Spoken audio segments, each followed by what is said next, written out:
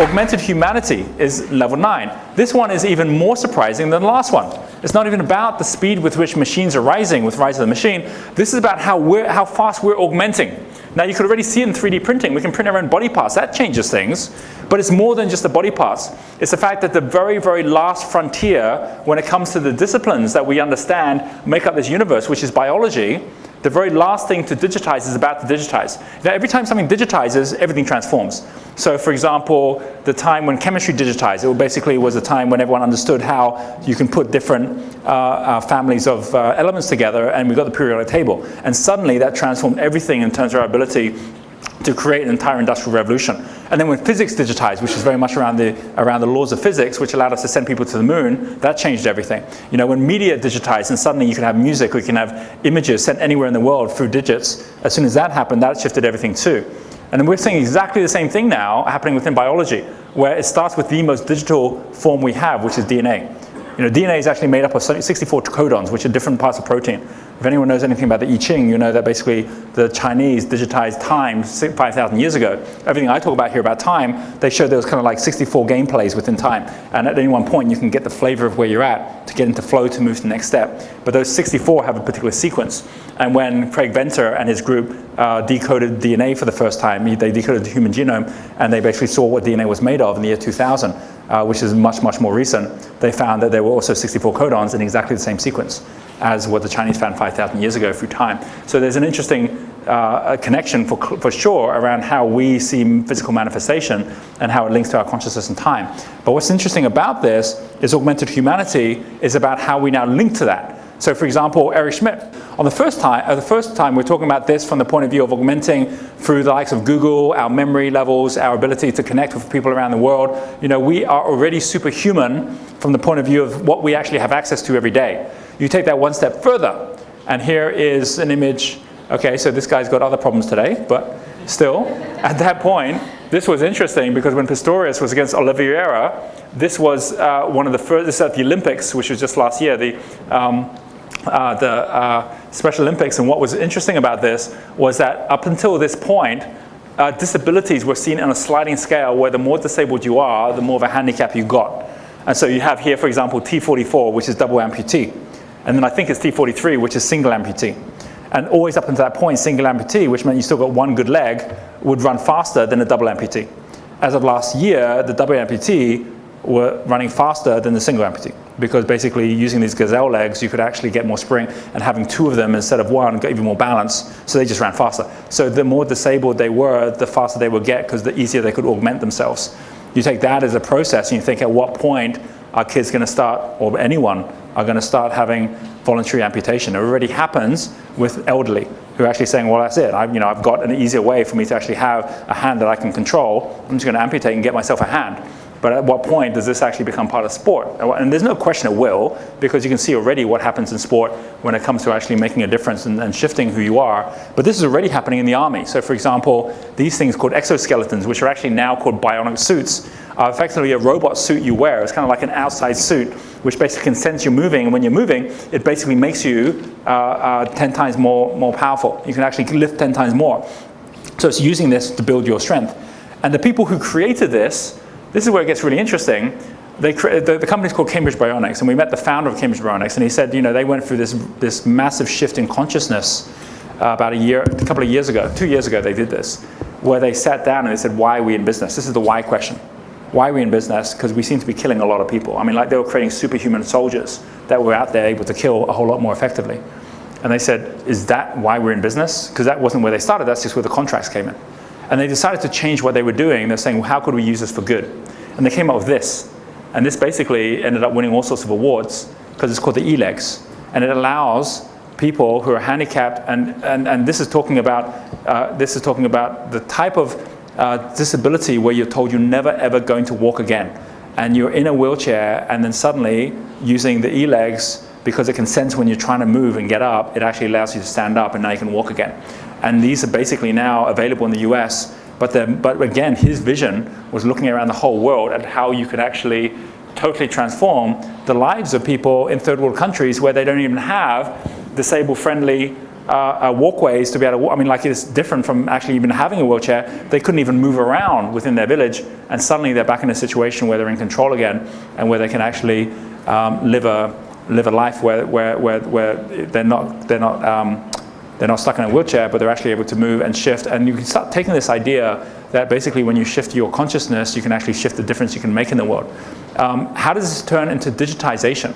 This here is a kit you can get from 23andMe. That's the name of the website, 23andme.com. It's actually set up by Sergey Brin, who is the co-founder of Google. It's set up by his wife and a team. And what does it do? It allows you to decode your DNA.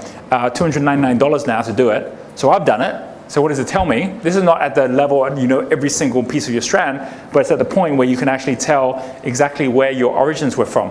So as an example, you know, I had my daughter who went to my parents and said, I'm trying to create a family tree for a school project of like where we came from. How far back can we go? And my mum and dad were like, oh, I think we can go back maybe like 80 years or something, and then we don't know what happened before then. And then my dad found that my uncle had gone and started working on a Hamilton family tree and gone back like 300 years. It's like, now we can go back 300 years. And like, we know where we came from, but before that, we don't know where we came from. And I was like, oh, I can go back 18,000 years. This is my DNA on my mother's side. M8A2 is what it's called. It's a haplogroup, which you can see here. Makes me relate, you know, I'm related to Japanese, Chinese, Nigerian. There's me, Roger Hamilton. I'm related to Eva Longoria. I'm related to Warren Buffett. And I can find out exactly how I'm related to them within the tree.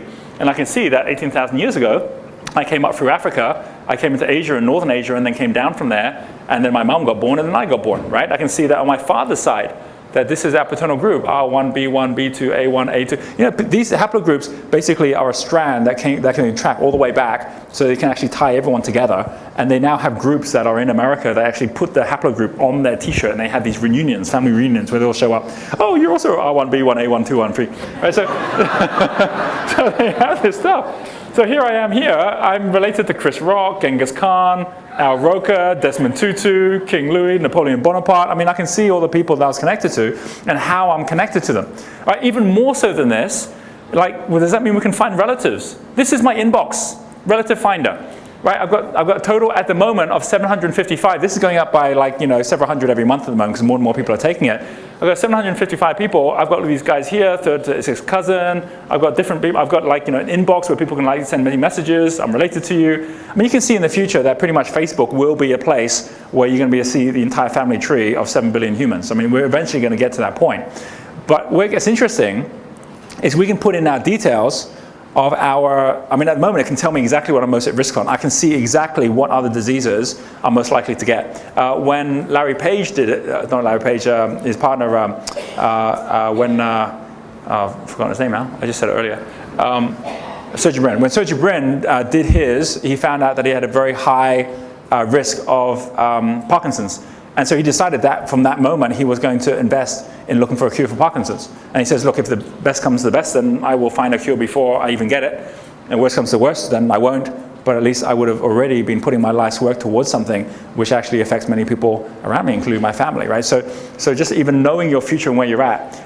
So everyone is at the point where we're getting to deep data, where we're actually entering information about what's working for us. You know, what cures are working for us. What, you know, this is going away from mass medicine. Pharmaceutical companies will disappear as this starts to evolve, because effectively it comes down to, instead of mass, like, you know, what works for the masses, is personalized medicine, which is what works for you. And it will be based on your DNA, because you'll be able to say, hey, here's exactly the right treatment for a particular thing based on your DNA strand, which will be different from others who've got different DNA strands as well. So this actually allows us to be able to support each other by sharing information, which is going to be far more precise and specific. Going one step further, DNA mapping is actually getting down to the level where, yes, anyone can do it, but you can also replicate DNA, print it, reprint it very, very easily. Now you say, well, what good would that be for me to just reprint DNA, given that you can code it, you can reprint it? This is where it gets really interesting, and this is something that in the last year, they were not talking about even 2 years ago, which is that DNAs are now more powerful. Carbon is more powerful than silicon as a storage device for information. So take that as a thought. On the left here, book written in DNA code. Scientists who encoded the book say it could soon be cheaper to store information on DNA than on conventional computers. All right, so down here, on the right, Harvard stores 70 billion books using DNA. Harvard researchers have been able to use sequencing technology to store 70 billion books. They're actually putting the whole digits of the book into DNA so they can reprint the DNA and create the whole book back again. Right? So it's just like in the same way as a hard drive, you can store the information in there, but the difference is on silicon has a shelf life of maybe 20 years, whereas carbon lasts forever. DNA keeps on lasting. So it lasts for much, much, much longer. So all of the world's secrets you can put on DNA. Right? All the internet in the world you can put on DNA. Look here, at the bottom here, it says the world's information, which is 1.8 zettabytes, could be stored in about 4 grams of DNA. That means in the future, we're all going to have the internet stored inside us. We're going to be able to just access it. Right, that's what this means. It means your cat, you can store everything you need on your cat, and then it can poop out a 3D printed shoe. I mean, but you get the mind boggles. But can you see why it's not really very useful to try and hold on to old ideas of where things were and how, what IP you created and so on. Even whatever you create today only has a shelf life of so long before the world revolutionizes again.